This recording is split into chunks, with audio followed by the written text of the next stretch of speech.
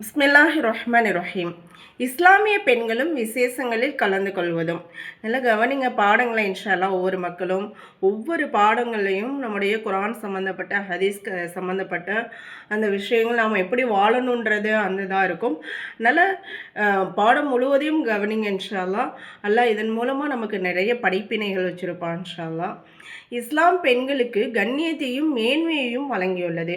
அவள் ஒரு தாயின் தோற்றத்தில் இருந்தாலும் சரி, அல்லது சகோதரி அல்லது மனைவி அல்லது மகள் ஆகியோரின் தோற்றத்திலும் இருந்தாலும் சரி, அவர்களில் ஒவ்வொருவரை பற்றியும் குரான் ஹதீஸில் தனித்தனி சட்டங்கள் கூறப்பட்டுள்ளது.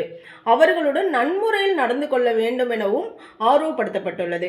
மேலும் அவர்களுக்குரிய வாழ்க்கையின் கடமைகளையும் பொறுப்புகளையும் கூறப்பட்டுள்ளன. அக்கடமைகளில் ஒன்றுதான் அவர்கள் தம் வீடுகளிலேயே இருக்க வேண்டும், அவசிய தேவையின்றி வீட்டிலிருந்து வெளியே செல்லக்கூடாது என்பதாகும்.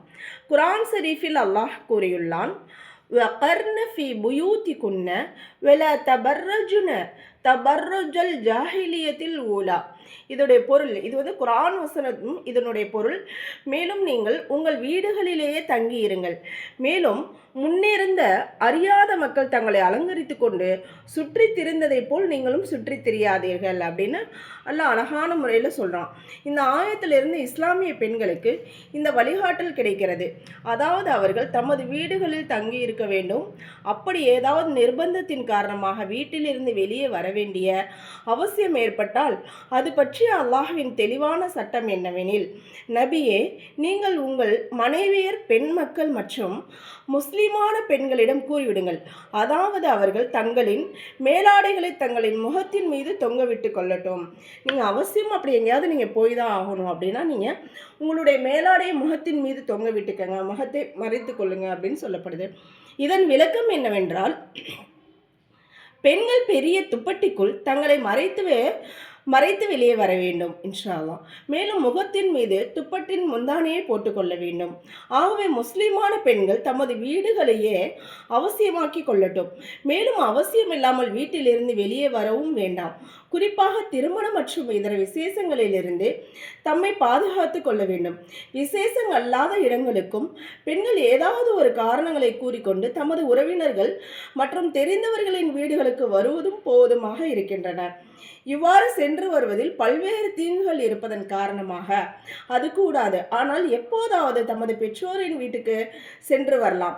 இவ்வாறே தமது பெற்றோர் அல்லாத திருமணம் முடிக்க தடை செய்யப்பட்ட வீடுகளுக்கும் வருடத்தில் ஓரிரண்டு தடவைகள் மட்டும் சென்று வரலாம். இது அல்லாமல் வேறு எங்காவது இக்காலத்தில் சுற்றி திருவது போன்று சென்று வருதல் கூடாது. இதுவே ஷரியத்தின் சட்டமாகும். இதன்படி அமல் செய்வதில் தான் பெண்களுக்கு மதிப்பும் பாதுகாப்பும் உள்ளது. அப்படி ஒரு பெண் வீட்டிலிருந்து வெளியேறினால் அவளை ஷைத்தான் காட்சி பொருளாக ஆக்கிவிடுகின்றான். இப்போ சொல்கிற விஷயத்தை நம்ம விளைக்கணும். ஏன் வெளியில் போகக்கூடாது அப்படின்னு சொல்கிறாங்கனாக்கா, ஒரு பெண் வெளியில் போனால் அவளுக்கு ஏதாவது ஒரு பிரச்சனை ஏற்படுத்தணும், இல்லை அவளை ஒரு கவர்ச்சியாக காட்டி அவள் மூலமாக ஏதாவது ஒரு பிரச்சனையை உருவாக்கணும், இல்லைன்னா அவளை ஏதாவது ஒரு பிரச்சனையில் சிக்க வைக்கணும் அப்படிங்கிறதான் ஷைத்தானுடைய அந்த சூழ்ச்சி. நபி ஸல்லல்லாஹு அலைஹி வஸல்லம் அவர்கள் அருளியுள்ளார்கள், பெண்கள் மறைத்து வைக்கப்பட வேண்டியவர்கள்.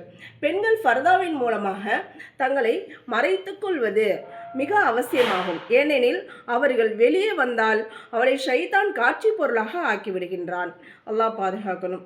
கெட்ட சிந்தனையுடையவர்கள் பாதைகளில் தெருக்களில் அமர்ந்து கொண்டு பெண்களை பார்த்து கொண்டு இருப்பார்கள். இவர்கள் அனைவரும்